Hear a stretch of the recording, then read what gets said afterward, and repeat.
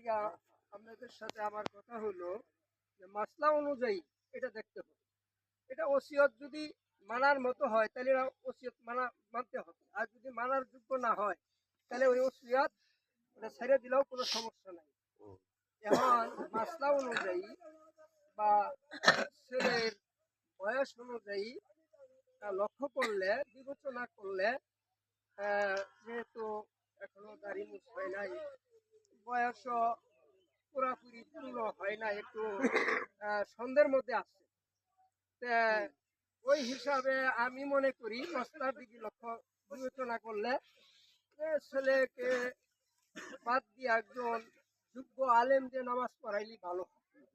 যেহেতু মশলায় আছে যোগ্যতা লোক থাকতে অযোগ্য বা সন্দেহজনক লোক দিয়ে নামাজ পড়াইলে এটা হুজুর সাল্লাল্লাহু আলাইহি সাল্লামের সুন্নতের খিলাফ হয়, এটা সুন্নতের খিলাফ হয়। এখন যেহেতু আমাদের এখানে অনেক উলামায়ে কেরাম আছে, যেহেতু উনি সবের আশা নেই বলছে, ছেলে নামাজ পড়লে নাতি নামাজ পড়লে সব বেশি হবে, এটাই আশা।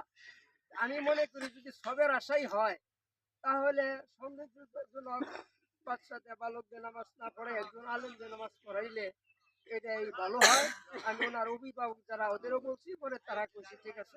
অনেকটা মুসল্লিদেরও একটা দায়িত্ব আছে যে নামাজ পড়ানির বা কিরকম যোগ্য লোক দেওয়া, এটা মুসল্লিদের উপর একটা হক আছে। এখন আপনাদের অভিমতটা কি?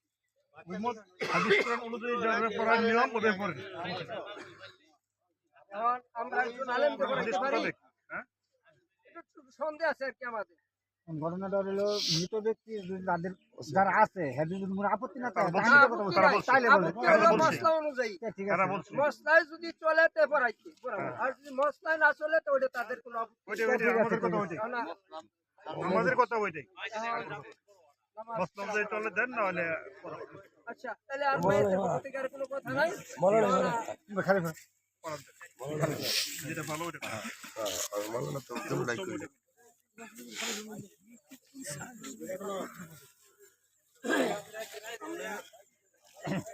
আপনারা মোবাইল গুলো বন্ধ রাখেন। জানাজা ফজর ভাইয়া সাইড দেখবেন নামাজ পড়ি ইমামের সাথে, কাবলা দিকে মুখ করিয়া। আল্লাহ আল্লাহ।